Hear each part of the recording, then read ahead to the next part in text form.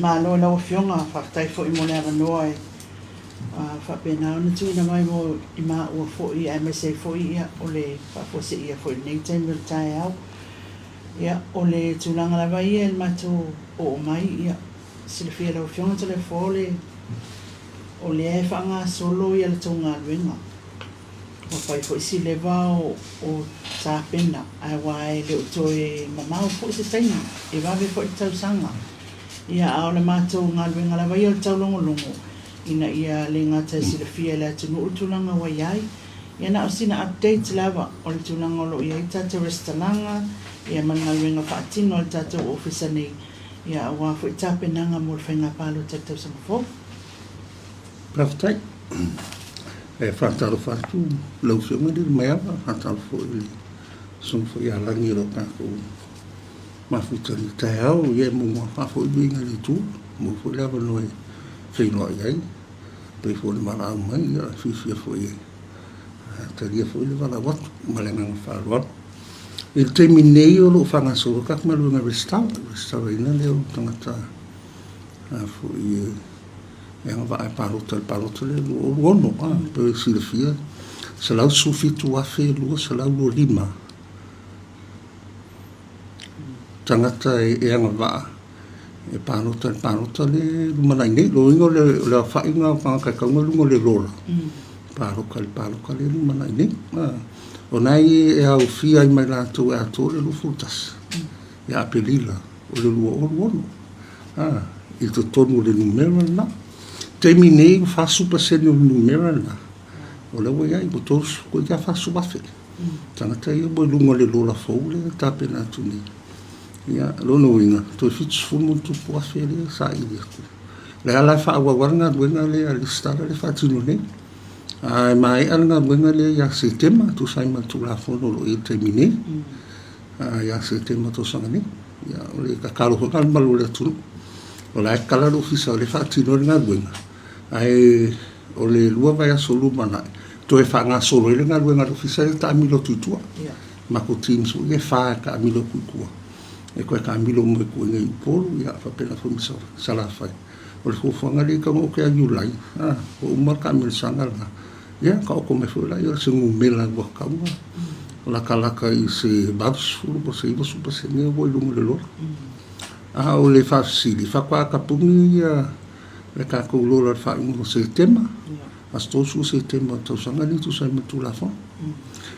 o singa luenga tapin pena le yai o le wa foi o le fa mo fa masine le ya mata inga luenga lo fisa fa tanoa fa la wiloa ma maru le tunu ya tapilanga mo le fa inga paro to lo mana ya me se o nga umora to le fa paro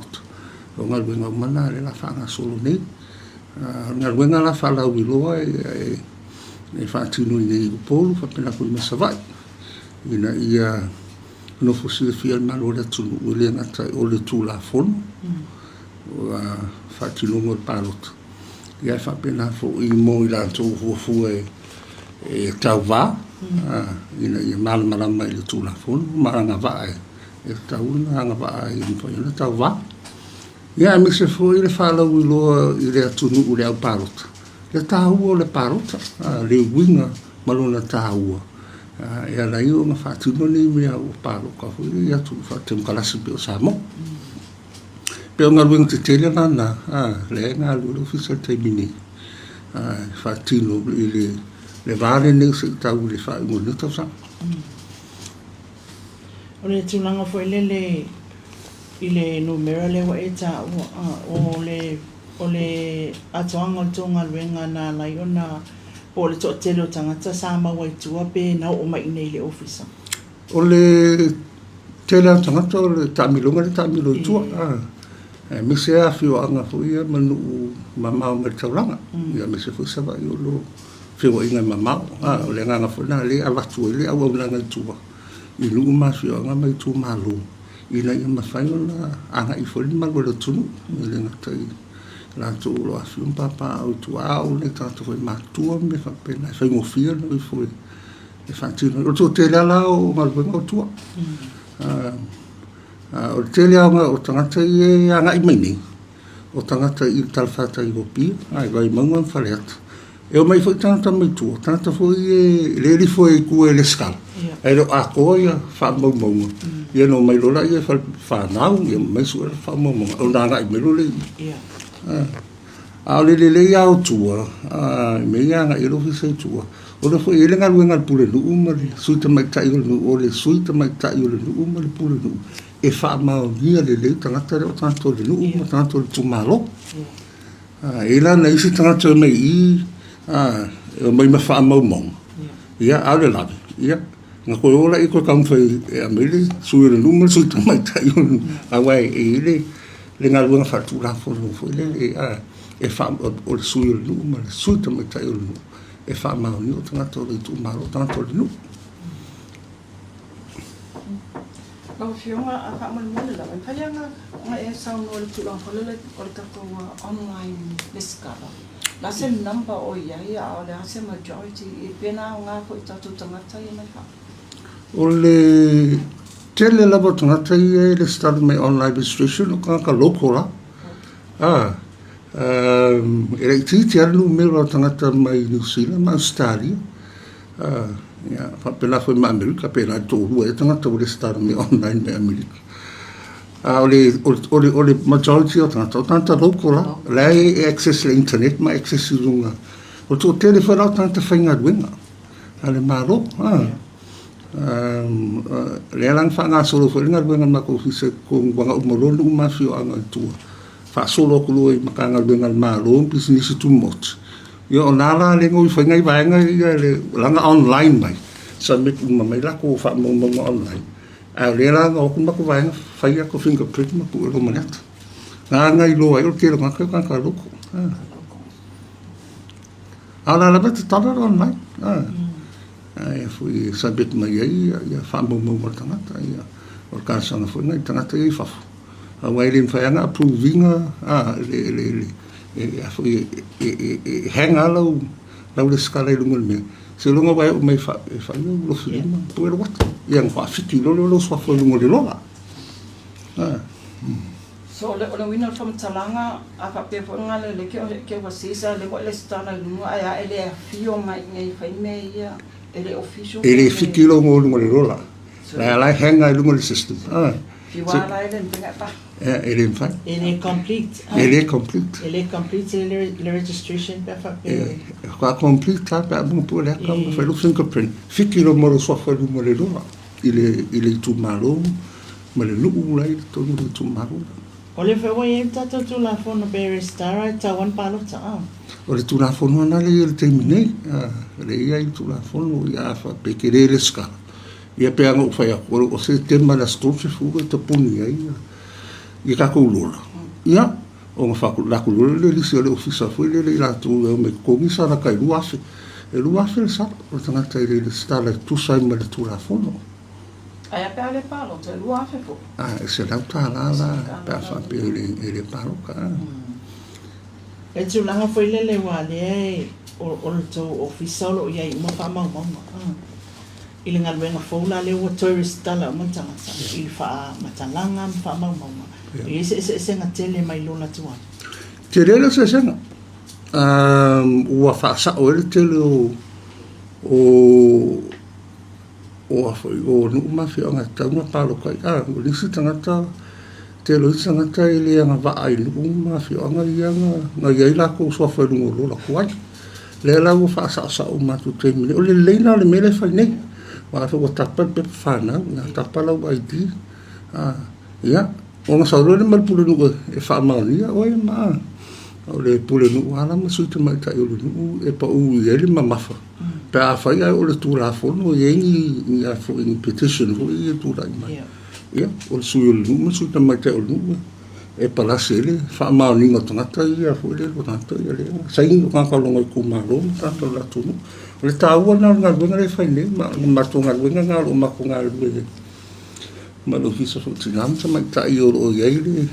i la lo fa ma mo fo le fono ma lo rin kai pule ia fa pena fo ma le fono sui no sui tu mai tai no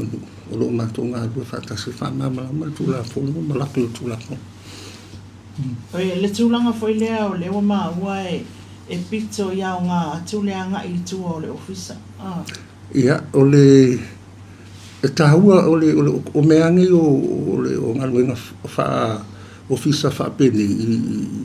I atunu uma lau lang wha ke mkalasi. O le ngā luenga na e o umai tua. E le asa tunu ufoi le o whaile ngā luenga le pe o le ngā luenga le whae tātou. E whaftai tā kua kuwaska mai a kuhu. Fue angusila me ya con que quiere o a cosa en ufia o la o le tawana o le si foi a principal tawana ni no fale officer fa pele o le accessibility foi le ya accessible tangata ya o nanga e ka kanga nga bela o nanga ku accessible tangata o le tele la mala mako nga luenga le fai le fo mako lo ai ia nu mafio anga o le vai ai le la fo le internet fo le connection le internet wa fa mo mama ko ngal wenga o so ta ina tele va be ia le bola phone mo le tu sa ia le fo manta nga lu te mine ma company o mama ko fa lo i vai nga ia vai ai ka pinga nga mo pa ko le lu manga I fo nga le ka nga ma si la ko fa le la ko manga I vai nga yo la tunu o vai ai ia connection ia au la sol palo ia que se foi foi na folha foi cas mais palo ko ko ale fica po I le fiso le pick up ko ma ko e fa mo mala I fiso ta ina tel va bene ia fa mal mona la fio e le vai ngale o e fa asi ne fu la se ku lo fo ia tatu tama te palo to for example o au le no fo ia pia ai o te palo ko o I para ka fa o le whainga na le walu ni, o le lo whamalo sia lo le skala ia pia, ma e pālo whainga ia pia, o le alawa te tala, ia lo ka pālo kai o alo ki mo fui, o peso ta sila vaenga, o le o kere o lo vai o tulunga social media, o lo singi ia. O le tūla whonoa I ben whafsilinga, rangi o le mera te alalai, o le matai e luo na ngā wā, e mwhaina pālo te le mero lo whatitai ngana, a whape oile te matai. E te matai o I whale atu. La le tau senu o whale atu. Le teno foi pia. E lo moinga e lai gai le o wanga waa e lua. E mawhairanga e pāroka I lo matai. E whainga e le skala I lo matai. Le o lea. E whainga e le skala. Kiri e le skala o a kiri le skala. Me le teno foi. Le tangata e le se matai. E tasi ali. Le anga waa. E pāroka le mele no foi. O le tūra whono la, e le te mine. E tūlanga le system. Ia. Man tū foi o le sa tele foi le vesi le. Palo te talu wifi mai o le system ma fuai le. Tūlanga foi le o le fesuia ingo numera, ma tūlanga le tuaina ave lunga le internet o results o le palo ta. Ia, o le alawa tau o mai, o le tūlanga na le iei, o le sistema na le whaanga te me ani. Pātai, lilo. O le system paula leo o developer officer, comprehensive, ma o le system le a toa le I me o ka ufari whai pāroka. O me sa iei I tuai sa iei, ngā o le skalanga waka pāroka sa whai. O le system paula iei le teimini, pe ango whai aku. Le ngā makang whaanga ngai by elections ina whai ngi. Lai kasi mai kua paroka le whikia kua ngi, lai lo kua ngi paroka lai. Ma o le fuafang whana lo official ne, pea o le aso whaikau alo I paroka, masalon mau kai hale whaonga I oi, fui moka kalo hui le sa whaonga, lai ei kako TV ke lea, lai ei mai ku malo umelima kasi, la sisira foi la tunu bura, kasi mai paroka le whiki whai nunga. Ia palo ka po fea mera kas mera fiki fa runga la ki kilo ko tangata o le ngaluenga tele na mal system foi le lo ia kai mi o le developer le officer kai mi le foi fa tu per ka ko malo e fa ta se mal fa tu penga foi mo si ko ngo ka ko system le foi le fa tu pe me so songi foi le tautai development project for the lost time. E isa tu lang po kakangwa lewa sa no may comprehensive work system. Yeah, advanced work system. But ya me tupu. Do you have a backup system? Ono mena na tupu pa no total wide. Na tena ngu wala wa pe mai ya nga ai mo le yung kakakali lo na I telephone ya kama no. Ia, whamaruak wau kere iai keiminga, wau le whakatang i office. Bato, o le songa umanga, o le sa, o le ua kapenga ilma ko pūrenga me whapenga. Le makenga luangi ma le kampangi telefongi mai e rua. I ngā ia o le keiminga, wa whakaoko mai a se, si fia fo le keiminga, e whai o le whanga e paroka le internet, e mako whai le online maka Samoa. A le e mako whiukanga inga le whai inga I alau mai a ia sa mako wala wa. Whanga I le upuringa. Ngā o fiso whai paroka. E whaonga anga le a fo I oko e le osanga ka IT. Pare e mako e whaonga anga I whakile sa mako wabangua. Ngā o fiso whai paroka e a fo I whaonga anga le. Le ala mako e neko se keimini kampangi e ru. Lesi option nga, lesi option ki kilo I mako. Ele I o ia. Le ki kilo fo I mako whiukanga I ngā ia whai. O shutdown mo Facebook ma me uma. Ai allow ngā fiso whai paroka e mwhainga. Ia uma, I taimi o whainga paroka. Uma wara close whainga paroka e kora open up ma mea. Ale allow ngā le ala waale ia awange isi me poloka. O options nga le mau ke negotiating I ma company e lua. Le whai e le option le mau ki kilo I le mea whai le whanga sakelike. Sakelike is more reliable. I lo le system le whanga ia me e alu le sami le kapi whanga. So le mau ki kilo mai options o le mea o le nganga I nga I flow le paroko. I se whale kongu le masi alu ma polok. O le whawhika uli ngā vai kai mi ongo fo lai. O lai whanga li so whai paroka, lai po I online ma le tunu. Ke le fongi ma le internet ma me whapenga. Ia crowded o le mea, ia. Ngā mōrero koe ngā mea ngā pe al poloka ka vale hui kai apa isu mai le saule le kule si for ka ko so o la o mako kilo umai mako scenarios umai le mako ne ko se ton company telefoni ya po ese company e pringa na la ko ofainga mele le vainga le o le tulanga foi le o le o mawal televave mawal le o le da fai e mai ato negotiation al tulanga sefe o tato paluta se kiwa le mea langa o le o lai kongo mako o system neng fai o system malufisa ele mfainga hack masa koe fafu la fo e mako controls nga ye fo I firewall masi koe nga awala control me ele mfainga hackers nga mai la wa vave ale le tota mo el le team ole mako IT team le yai we got very good people mako computer programmer le yai os kenge le wole vanga se ale we ya mako nga tase tavita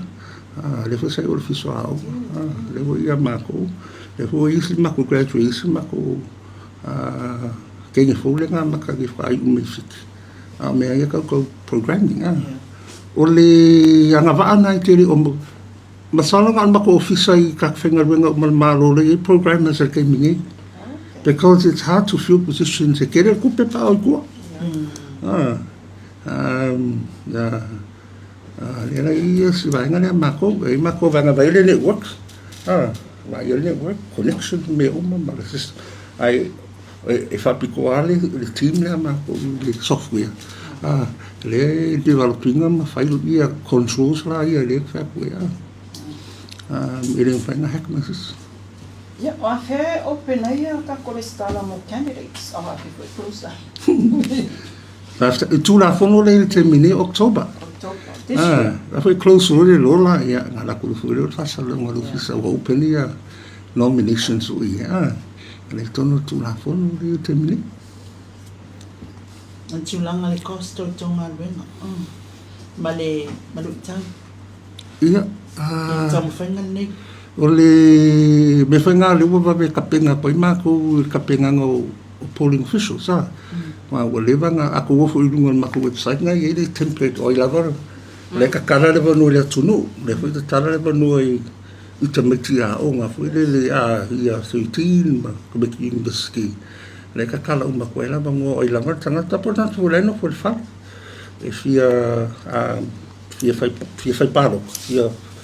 a ma polling official fo i le a fa kumu me fo nga ma mai o se poali a maka ia o onga ia fofua maka apinga mama o ko ia o onga o polling officials uma e ka whaamla medical la fongo ma le final process ma le olo unga le system e whai ia mocking exercises fo i le u whai paro ko le whainga lea ia inga ia loa fo i whakingo ngā ruenga whanga ia system po le whai Here's some team in need mo le ngā ruenga nei mo le tusang po i le au fai palo e lua fe mo le numero fa na sa fa ngara sia o ile palo ko le luo kas so o le ngumela nga ki ki lo O la sa tanga i tato pano tala i ti ia man tau ngā lue i tūlanga le system ma me uma. was good. Mo le level system le le nga mo waile tanga tako i le ua ngalu palo ko i le ngores ka e mo i fo le so le woli muri la la ka mo i le o nga le ngore ma me ya ai fu ya mo mo aku le ka lo ngo so le so ngo so le nga pa ko le mo man go for lao e ri fa wang fingerprints le ka minga i pa elections in fa ai nga pick up le macro system le ke mo le develop le media e ma waka ka fu le dio vote e la ku wanga le sa ka palo ka so palo ala ku ngo so mo ile ngo le palo ka flag men me wo ma ka se palo ka so na va vela nga so ma ko visa nga fe au ma ya ile closing le palo ka nga ma wo ma i ka mi nei le mo ria ia le uso le nga palo ka fa foringa la mo o le nga le that's one of the good feature of the system le le o ma wa al ke mi ngai la le lola fo le wa ngi ma lu fai fingerprint e le fai ko happen me nga foi vai lo se me fa e un cu lai mai ia fingerprint po ke mi ngai lu fa le pa ko ia ngai mo o sa o le po le ia ka mo le o le lai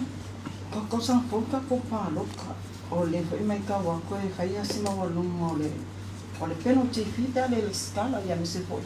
o ia ni si wo mo dia talu mai le pa lo ka talu ai wa ma ke fa ala ko ni su mo dia i ina le pa lo ka ma le scala ia e la fora ka ko sa o ni ia fa sta ia fo ilan preferensi le fi of ka sa le fa ko ngi lo ko sanga ni ia yang wali ko so fo ka no me lo fisan ni ale talia tu fi li pe mo ri ni se le pa lo ka ia li fa ti no lo fisan ni ili fatino kaka ili le stala ia ai ko ke mai ka mo sa lo pa elections nga umakungi ia le nga la le si mo kaka ili pa lo ko le mo ko ngi la ko ke se la pa la ia e ko ke le fa ni tanga tano mai sai fafo ia no mai am proof le passport ia mo ta di le ia o sa ka sa mai ia no mai medical report mo ta di le ia Ora tu mamle eligibility mo candidates 3 years wala le illegal la tunu ke ia ora tu mawa tu la fono le termine tan tolu tau sanga foile tolu tau sanga mai le aso na le ke submit mai lo nomination fai kaura ko sanga mai ku o le fai kaura ko sanga i tau na tolu o lima aso o le sanga ai ala o ku le un suwa su pe ke lo sis pe ke ia fai kaura fa penga 3 or 5 years fa yo nomination October le nga submit nomination le lo lima pai ka mai ku October lo fa October lo ko October lo tolu o lima la ia aso ai ono sfuru aso na pe fai fiarwa e ono su aso nga la ke fiarwa ia foi le vai e meu texas foi te alu fala vela ia polo malu a ka yo le fu a fe mo le vona te pena mai e ki a fe lo ngo palo ko o lu ka si fa pe fo ke fia run le ele lu oluomo ia o le walanga kaunga e tiro i vaenga na ba e lo le ia oni o va tu mele o su aso o le tausanga o tu o i fafo mele tunu ia ia fo isi ke i la rotu la fono la fo e mo ta o le ka ko la si mai la nga si mai o va tu mele o su aso ia ka dan submit my medical report my fafo ia fa ma ia fo le komsina ma ala oi ke kakilo umara sa tangata ele kasi se mas no lua por colmas né mo bizina se tu langa te fesa no e mo sila fia la tu ia fa stai a mula no assim col meta uma mal me mumore mal le tu no ta sanga mal le tu no le stava ele se tu pe arwa o le foi a nga e tu lo fisa tu e fa le stava ia ngā lua whātasi fwoi le whātino ngolea. Ngā lua ngā tāua mo le atunu, tāua tele le stala ia, tāua fwoi le pālota e wāre, sa ilia fwoi sui tau venga, tātua tunu, le fwoi lima tau sanga pāo ia. O le tatalo lava ia, i le a whasalalau, whamule. A ia nisi me langa tele ia me whasalalau, tue whaalongo leo, koe mai whafu. Ia ele o sao ele whamatalanga fo i o abe minga le ofisa ne malana ngā ruenga ia le mea i whewhesilia ia le atua tuana manu e a whio mai o fo ele o tuana manu fo e la to o whaia i whaasalau mai whafu a o talo ai e le pō mate i se me whia malama mai le tūla fono mala ngā ruenga ia tara le ofisa e paina mala au mai ia mātou talo noa ia pewa o tūle tū te a whio mai tātou whiloa ai malo wanga lu malo la vela ufioma ya nei tu la e fai lo leo ma fonga le ma o nei le ajustala ya e fa o toi foi le mato le nganga fa fatai tsa sa pai al mato foi na wenga ya o ta to nga wenga fa tsa sila wale tu mai o mato tau au nei manino tsa tu tu fai o mato tanga tama la tau mato foi na wenga ia maame fe awa fo i sila fia sa mo ona to o nanga o nga wenga o lo tama fai nei ina ia mafai ona faatino tu nanga umai e tala fia ngai mo tu mal tu la fono i faatino ngol tato palo tawal tau sang fo faatai te le lava le tali ai mato lo ofisa ia pa pe fo le mato o mal tai au nei ia ye tu na le tato nunga ele ngatai i la tato felo i pea ia se me te fina ngalo ai e fai lo ia Samoa ia o lo ia lava mato tanga tai so se me mato te au una tua ia wan tato watu nuu ia mal tato ofisa whainga palota. Ai alo whamaile ali, moli atu le tō wha i lau o fionga, lau soifua i mau pēa. Ia wa fo ine ngā luenga tā ua, e telefi tā ma whainga tā, e lese ngā luenga whainga ofi. Ia tau whai maua e oe malo ofisa, ia le manuia o le ali, ia lailo nā ngāngpa ia. Fio mai ia wa fo ia ngā luenga o lo whātino. Ia, ai tātou whenua i se teimi. I le se taui ma se auro ma se a rio ia i maa ne e paua lea whaftai tele to le fua i lo talispaia o la mātou fo i ngā ruenga ma le nanga. Whaftai, ia leo le ngā tasi e mura koe whamaluma whaftai fo i atu tō. Tā ua lau tō ngā ruenga, e tā ua te lau tō ngā ruenga. I atu nu whatem karas, o tō resi pōtū o atu nu o lofo. I le whātem karasi fwoi me o whaamtalanga tu ina atu I whafole atu nu me whapena. Tā ua fwoi a te au fwoi lo a me whaulunga mtanga ruenga lau tō pito rā. Mai o te nau fwoi a o a umani whaamtalanga e mwhaino tu ina atu. E tau nau I atu I lau whunga pestene ma lau tō rau. O tō officially fwoi o tō o le association fwoi le ale atu nu. Fale tu na fono ia tau na awala matua e talia la maso stai me fa mala au mai ai ia fai funta tu fa talo ia te tapu na ia tatu nga ro fa tasi awa nga ro nga fo lo ka ko fa me mo ia tu so fo anga lele tu te ma fa anga lele tu fo tu la I mai fo lo tu lo fo ia mi so tu nga ro nga lo fe nga ia fa stai ia